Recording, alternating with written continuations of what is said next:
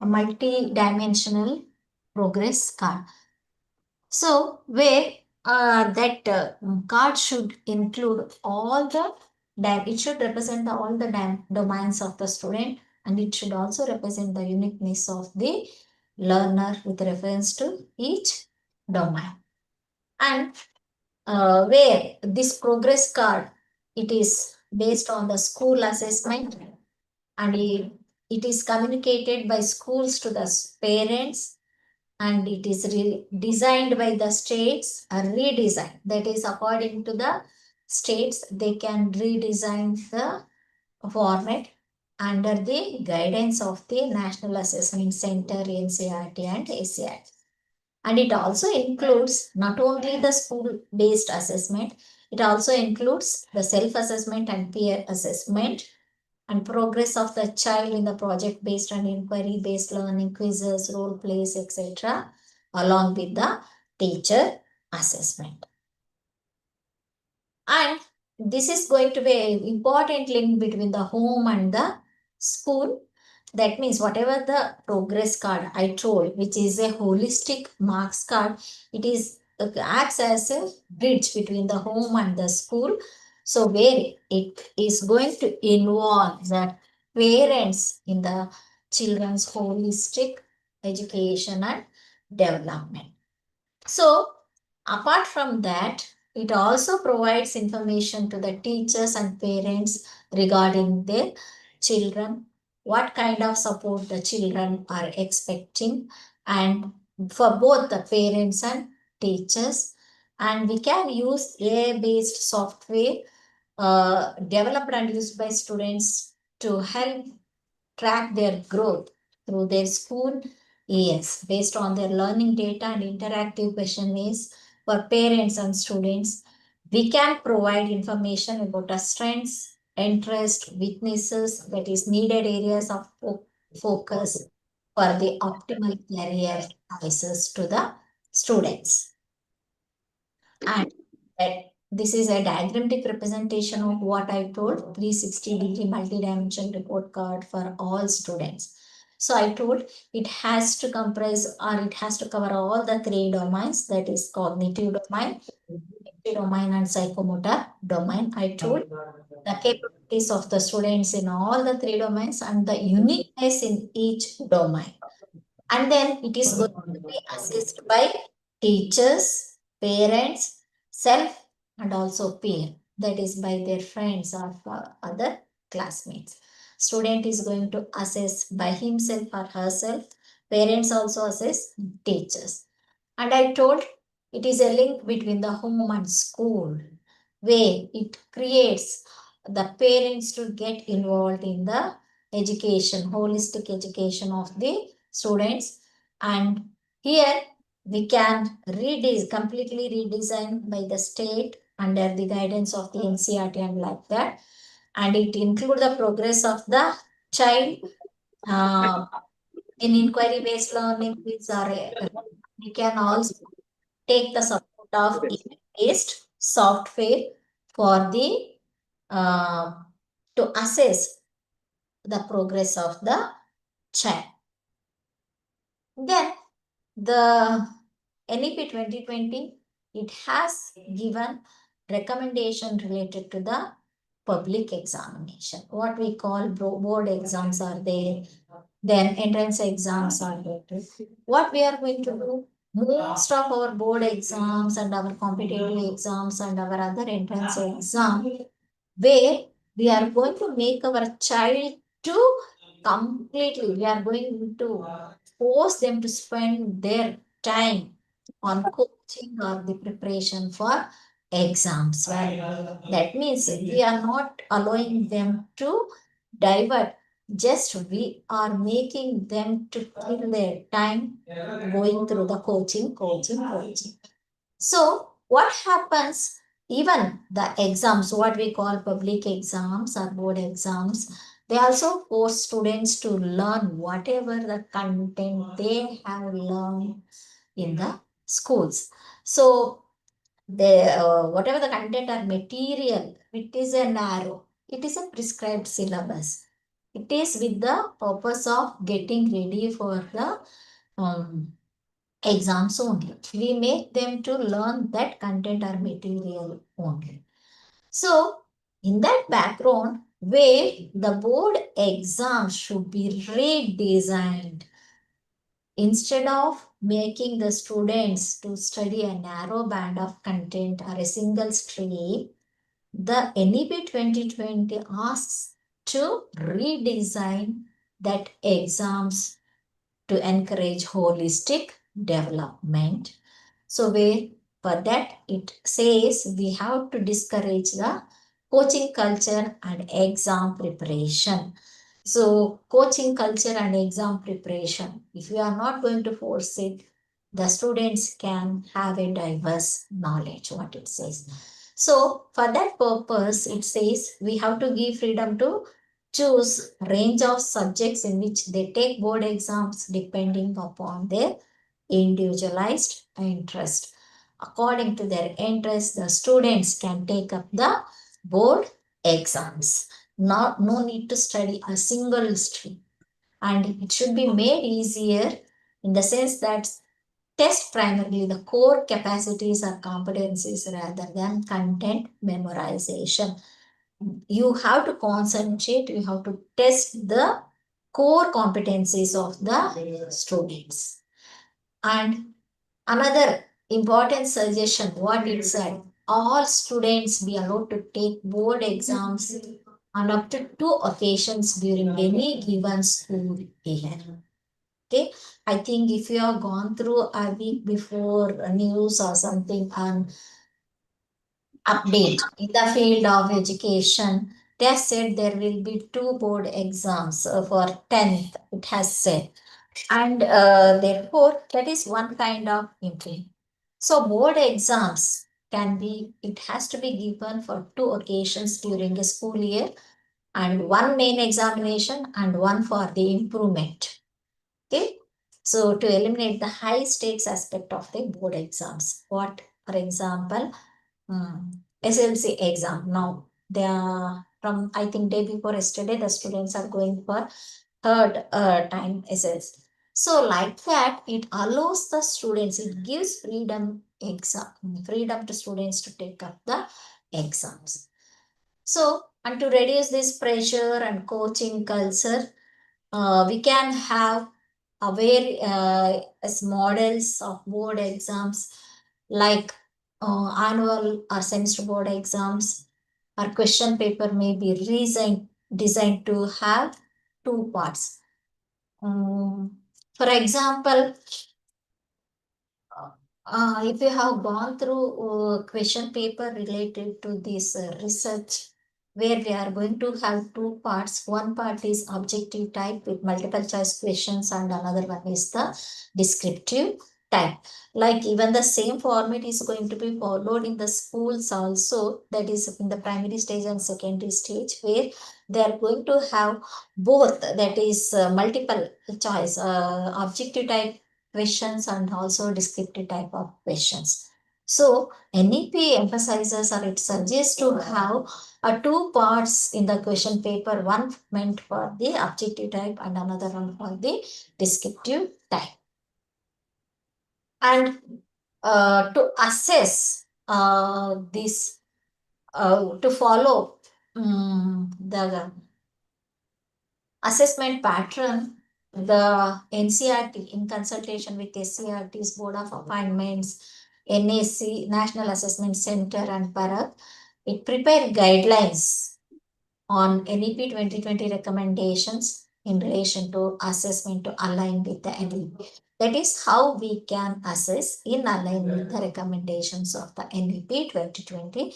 It is going to be provided, it is the responsibility of the NCRT, and the NCRT in alone on its own is not going to prepare the guidelines. In consultation with the state and also Board of Appointments and other centers, it is going to prepare a guideline.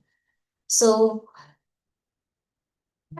it also it has suggested to bring guidelines for teacher education programs also.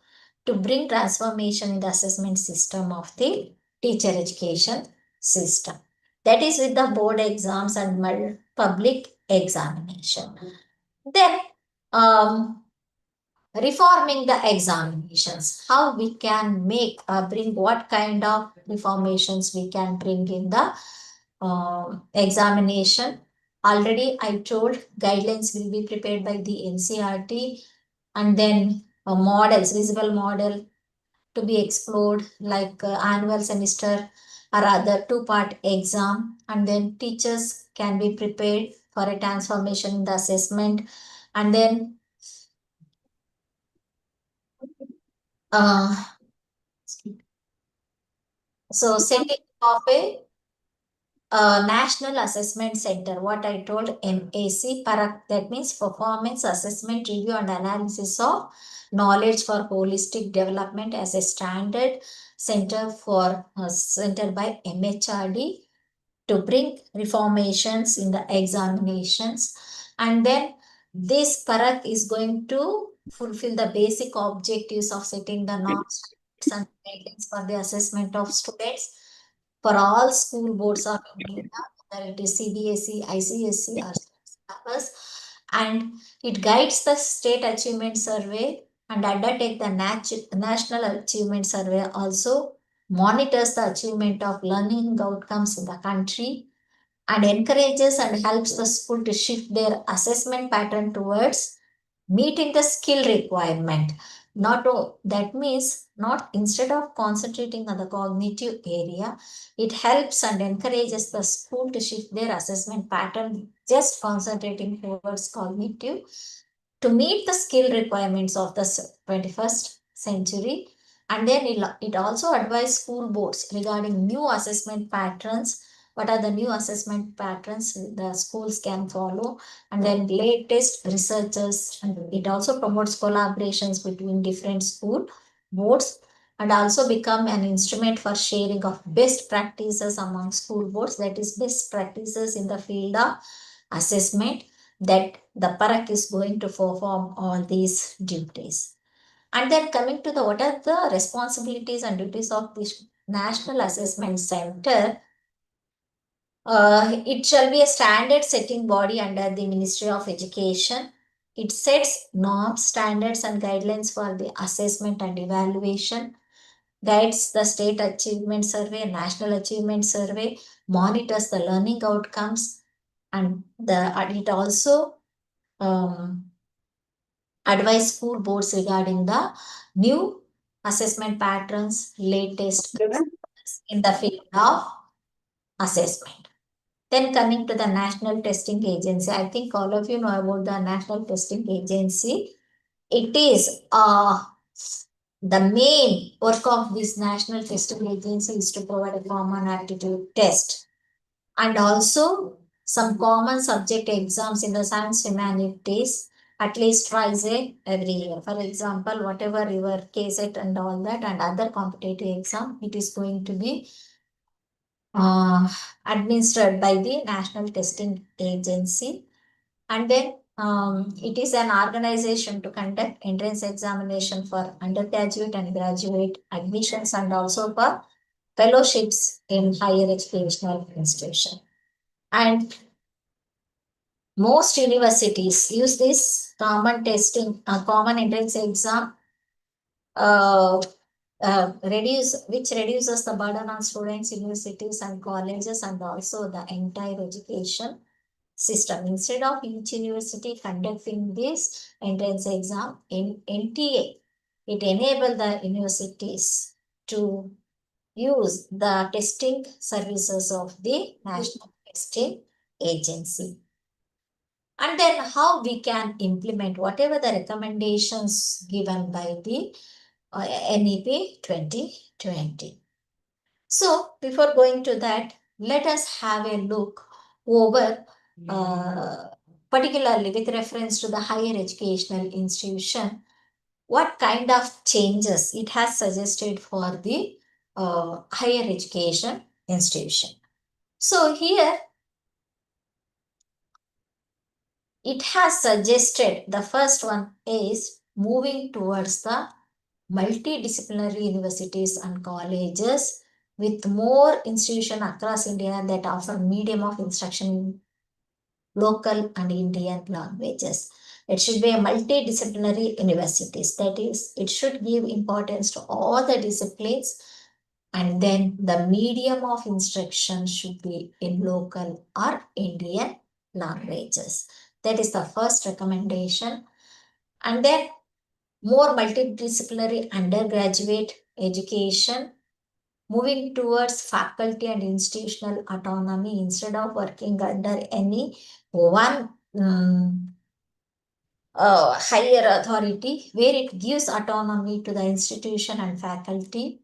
Revamp the curriculum, pedagogy and assessment and student support, where it gives autonomy to change the curriculum, pedagogy, assessment and student support.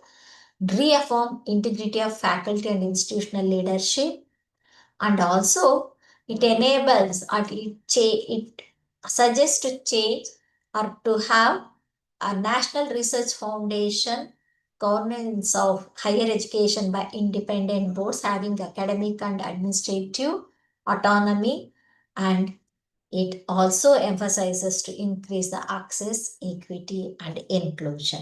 Nowadays we are giving importance to inclusive education. And then I told about the National Research Foundation. Why should we have National Research Foundation at the higher education institution? So here, for to catalyze the quality academic research, yes, of course, at the university level, we are going to have the research wing, and research work has are going to be taken up by the researcher in different disciplines. So, but NEP suggests to establish National Research Foundation, where it enables a culture of research to permeate through our universities. We know that today the quality of the research work, where it is standing, the status of the research work.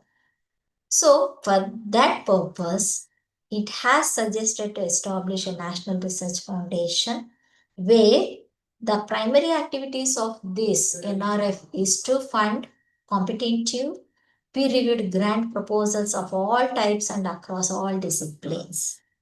It is going to fund the competitive and peer-reviewed grant proposals, and then facilitate research at academic institution, acts as a liaison between the researchers and relevant branches of government and also with industries, and also to recognize outstanding research and progress. To recognize the outstanding research and progress in the field, in the respective disciplines, the NRF is going to identify that one. Another one important recommendation, what we can see or change in the field of higher education institution is internationalization. So what it has suggested, that by establishing the partnership with the foreign universities, it and also to facilitate student faculty exchange, it advances internationalization. So in order to encourage these educational exchanges between states, it also urges to have a strategy of national education exchange program. I don't know how many, I think all the universities have this, but it has changed. We are going to have it as a cultural exchange program, but it says that it has to create, that is, higher educational institutions should create national education exchange program through which we can exchange the students between different states and between different countries. And then another one, change with reference to holistic and multidisciplinary in education. So students learn as per their will, according to their wish, according to their interest. it has introduced this holistic and multidisciplinary education where it allows students to combine multidisciplinary subject. In the first session itself, I told about the student can have one subject from the arts, one from the science. So that is combining the multidisciplinary subject with the integration of vocational courses. With that, he can go for some vocational course to improve his vocational skill. And the UG programs can last either 3 or 4 years. I think 3 degree, 4 years honors like that. So students will be given the multiple exit options and appropriate certification will be given to them within their graduation tenure. That is another one change. For example, here students will get certification after the completion of 1 year, advanced diploma for the completion of second year, bachelor's degree for the completion of 3 years, and a degree indicating research intelligence by the end of the fourth year, what we call honors. And then it also suggested to enhance gross enrollment ratio. Okay, so it was 26.3% in the year of 2018, but it wants to increase it to 50% by the end of 2035. So for that, it has suggested that around 3 crore seats or even more will be allocated to higher educational institution to enhance gross enrollment ratio. And coming to the autonomy and accountability to the higher education, where to enhance the efficacy of this higher education, it has suggested for the, I told, institution decentralization of decision making. Decentralization of decision making means, for example, with reference to the internal assessment or conducting of the exams or preparation of syllabus or something like that, where the institution can take up decision at their level. So here we have to decentralize the decision making, and the strategy of this decentralization of decision making underlines the significance of accountability, transparency, and regulatory system. So therefore, it suggests to bring changes in the autonomy and accountability also. And then coming to the research inclusion. So by addressing the needs of marginalized populations, including whatever we call marginalized group like girls or students from the lower socioeconomic status, disabilities, the policy emphasizes more on encouraging the inclusivity and equity in the education. So where we have to provide equal opportunities to all the socioeconomic levels, equalizing the or providing equal educational opportunities to all the students irrespective of their socio-economic levels. Through that, we can bring equity. So first, follow the principles of inclusion, what it says. And then coming to the field of research and innovation. So it encourages universities to prioritize research and increases investment in science and technology with the goal of making India a center for innovation and research on a global scale. So in the universities, it encourages the investment in science and technology, that too especially research. So then we can bring up or we can enhance the level of our India in the global scale with reference to innovation and research. And also, coming to the curriculum flexibility and credit transfer.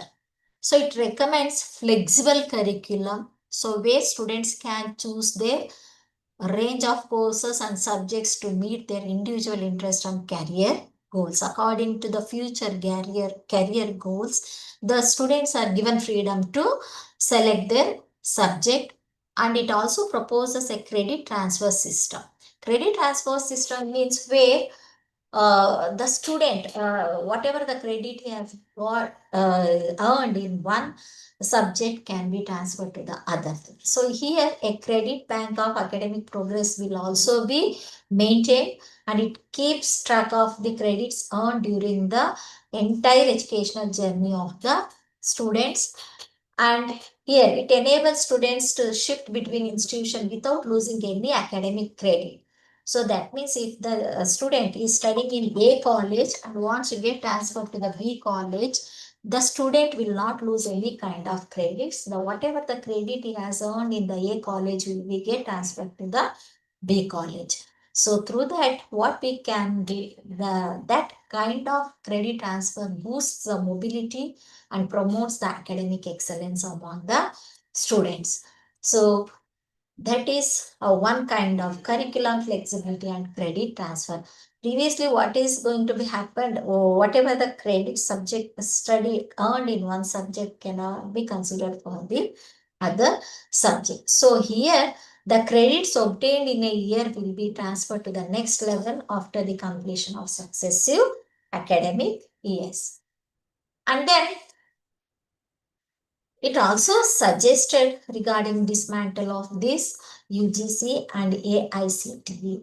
So what we call the higher authority, that is our higher educational institution like our universities comes under the University Grants Commission. But it has suggested for a new ruling body called Higher Education Commission of India.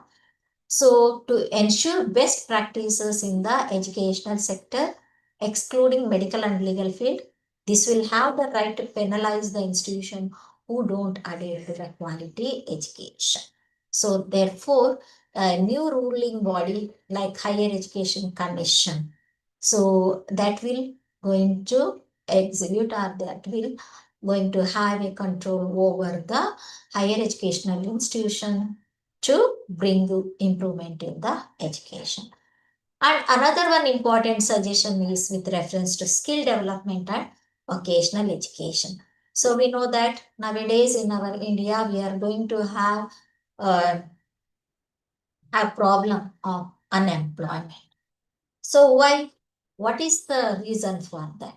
If that is the question, how we are preparing our students? Yearly, approximately, if you take one university at from the post graduation, nearly 10,000 students will come. So all the 10,000 students will not get job. And if the students get the job, they will not be fit for the job. Then how we are, what is the fault? If we analyze ourselves, how we are preparing our students. So just we are making them bookworms. So they don't have any practical skill. So in order to prepare our students for the job market, the NEP, the new NEP 2020 acknowledges the value of vocational education and skill development. That's why nowadays in all the courses, starting from the UG courses to PG courses, it is compulsorily, it has suggested to have a skill development courses, and also suggested to incorporate apprenticeships and work integrated learning activities into regular schooling to assist students to get the necessary skills. And then it also suggested to provide financial support to the students. Like it will take efforts to provide financial supports to the SC, ST, OBC and other socioeconomic uh, disadvantaged groups to get the scholarship based on their merit. I think you have heard of merit scholarship after the completion of the 10th PU and also after the completion of the PU, higher education like their MA, MSc, the students are going to get the scholarships from the universities. So for what purpose? To encourage the higher education institution to offer scholarships to the talented students, and then encouraged to use Indian languages. We know that our India is rich in its culture we have our own heritage. But to what extent we are reserving it and we are conserving it. So, to ensure that preservation and promotion of Indian languages, it has recommended setting up of various bodies like National Institution for Pali, Prakrit and Persian, Institution of Translation and Interpretation, and even the higher education institutions are allowed to use the students' mother tongue and regional language or local language to help them grasp the concept better. We know that if any concept is taught in their mother tongue, the students can learn better. So, and I told about the technology in education. It also suggests for the creation of digital infrastructure for education, uh, to make the students to know the value of technology in education, and it has encouraged the colleges to offer both blended learning. What say blended learning means offline and online, and also online courses to reach more students and also advance the educational access.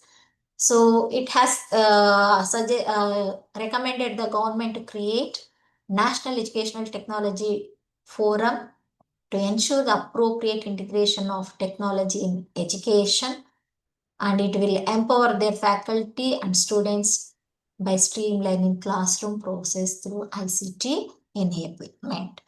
So it has suggested to have National Educational Technology Forum. And then it also suggested some changes in the architecture of the education, higher education. So as per this, various categories of universities. Now we have in general University of Mysore, Bangalore University, like that. So such as, but it has suggested to have various categories of universities like research intensive universities. That is, it should um, emphasize or give importance to the research, and then autonomous degree granting colleges and teaching intensive meant only for teaching. So that will come into existence. So that is another one change what it has suggested. And also it has suggested to have distance learning or open learning. So measures should be taken by the government to provide quality education by opening the doors of open learning facilities like online courses. Already I told about MOOC, Swayam. We have different platforms which provide online courses, and then digital repositories we have. Okay. And then funds for research work and credit based education. So, and then digitalization of teaching learning process. That means no more traditional classrooms.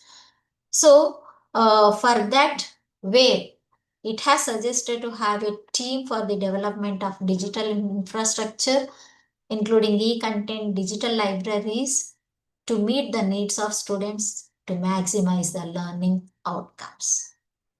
And then it has suggested for the professional education also, it will proactive steps to be taken to give the professional education, and then independent technical universities, agricultural universities and legal university will head towards becoming multidisciplinary institution. What I told is agriculture means only agriculture, technical only technical.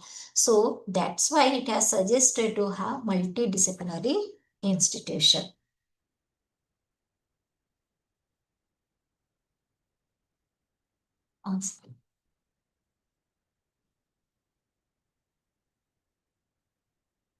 If these are the recommendations or suggestions given by the NEP 2020 to bring or to have a quality education and to make our India into a Bharat, so how we can implement? That is the question before us. So for that, it says how we can implement. Preparation of new assessment patterns for all stages of school education. New assessment patterns should be prepared for all levels of or all stages of school education. And then build a culture of formative and adaptive assessment in schools. Don't be rigid. So have formative assessment. Build a culture of formative assessment and adaptive assessments in your schools. And then capacity building of teachers to undertake assessment as learning and assessment for learning. I told while telling about this assessment, there are three approaches to assessment: assessment of learning, assessment for learning, and assessment as learning. So, this assessment as learning and assessment for learning approaches, it builds the capacity. For example, why assessment as learning and assessment for learning means what? To assessment for learning to make some changes in our teaching learning process. Assessment as learning, what I told, to analyze ourselves. So therefore, one second, I will go to that slide on. See, assessment for learning, student learning gathered by student provides or it guides the teaching learning processes. Assessment as learning, self-reflection. So, where I told this assessment as learning,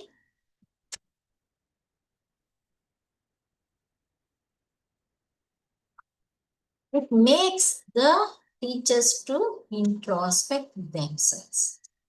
So, and also assessment for learning, it guides to make changes in their teaching learning process. So, these two should be implemented in our school or college culture to build the capacity of our teacher. Okay. And then capacity building for paper setters and moderators for new assessment pattern. I told to have different types of assessment pattern, like have the formative assessment or go for a question paper with the two parts, where the part A is with the multiple choice questions or objective type, and the part will be the descriptive type. So we have to build the capacity of our teachers are the paper setters. Now, nobody will comes. So the teachers are the one who are the paper setters and moderators. We have to build their capacity to prepare or set the paper for new kind of assessment pattern. So because whatever the suggestions given by the NEP 2020 recommendations, it is a new one, where in accordance with that recommendations, we have to make changes in our field. So for that purpose, we have to build the capacity of our paper setters and moderators for the new assessment. And then preparation of question banks for competency based items that test higher order skills. If you have gone through the question papers, I'll take my example. So, if we give a question, for example, explain the concept of personality. In simple, it is a simple equation. Explain the concept of personality. If the same question is asked in different way, like explain the concept of personality according to Eysenck's theory. If you ask that question, the students are going to write answers in the same manner to both the question.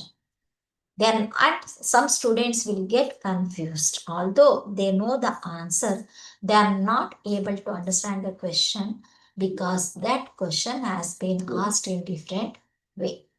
Or you may ask another question, analyze or criticize the ninth standard curriculum, ninth standard science curriculum. That students will not be able to answer that questions, because where we have made our students to answer directly to the memory by asking memory level or knowledge level questions. So therefore, here we have to prepare such kind of question banks or questions for competency based items to test the higher order skills like analysis, synthesis, and then application. So that is the main thing. So for that purpose also, we have to build the capacity of our paper setters to prepare question paper in such a manner that where they can assess the higher order skills of the students. And then next point, what we can see is development of assessment patterns and evaluation procedures. To have the state census exam. So development of assessment patterns and evaluation procedures. For example, so what we say for that? Evaluation scheme, we call it as. Assessment, how we are going to assess. For example, it is a descriptive type of question. The student has given in a descriptive, he has given in detail the answer. For which point we are going to give how many marks. There will be a scheme of evaluation. So that has to be prepared. We have to develop assessment patterns and evaluation procedures to evaluate the exams. And then redesigning of report card for school-based assessment to communicate child progress by schools to parents. Already I told that there will be a 360-degree multi-dimensional progress card. By going through that progress card, the parents can have knowledge of their children's progress. So we have to redesign the report card for the school-based assessment. It should cover the cognitive development, affective development, and psychomotor development of the students, and how the students are assessed by their peers, by their higher authority, and by their teachers, and also how the students are assessed by some other AI tools, and what is the self introspection of the students' life. So it should show all these points in a single card. So in such a manner, we have to redesign the report card of the students to communicate their progress. And then development of IT-based tracking system by all states to track the progress of learners from grades 1 to 12. IT-based tracking system. That is, students, they can track their progress using the app. So all the states should develop this IT-based tracking system. That is another one implementation what we can have. And then development of a plan to reduce the burden of exams by examining all policy recommendations in consultation with boards of assessment. So, I told nowadays our children are going with a big uh, load. Sure. But here we have to think, we have to develop a plan how we can reduce the burden of exams and also burden of the curriculum by examining the recommendations in consultations with the board of assessment. How we can assess our students and how we can reduce the burden of exams among our students. And then another one implementation is of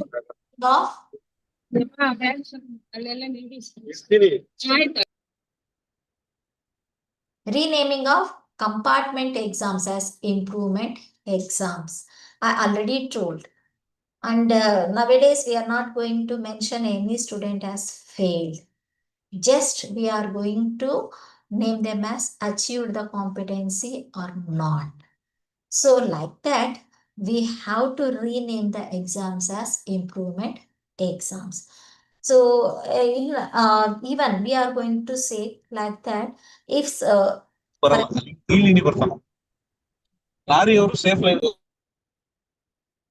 internal assessment in the C1, first we are going to conduct a test. We call it as a test. If the student is not satisfied with his or her marks, whatever he has earned in the C1 test, we are going to give another test, that is improvement test. That means we are going to give a chance to the students to improve his marks. That's why we are going to name it as a improvement test. So that renaming, it enhances, it encourages the students to take up the exams and they can go for improvement in their marks. So therefore renaming of exam compartment exams as improvement exams, and we have to strengthen these exams and make them low stakes by CBSE and other boards of assessment. So it has to be followed by other boards of assessment. And then a review of subjects offered by CBSE and other boards at secondary and senior secondary level. So I have heard that the CBSE syllabus, whatever going to be followed at the secondary level, there is a variation in the syllabus of the CBSE. The one school which is following the syllabus is different from the other school. So we have to review the subjects offered by the CBSE and we should try to maintain a uniformity. So therefore it recommend we have to implement review of the subject. And then preparation of common norms, standards, and guidelines for assessment and evaluation for secondary education in alignment with the NCF 2020 for all boards of assessment. All boards of assessment means whether it is CBSE, state, or ICSE.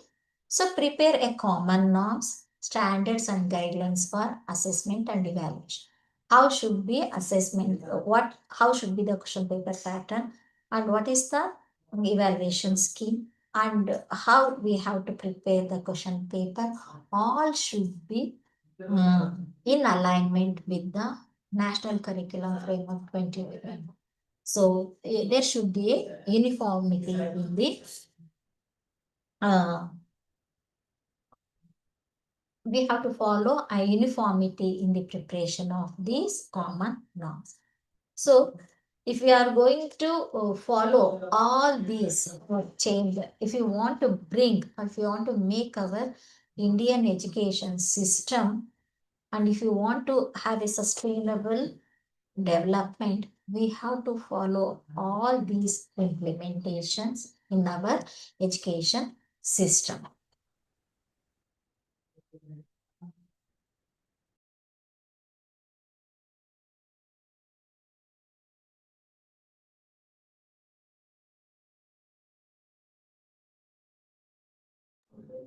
Okay. So we have discussed this.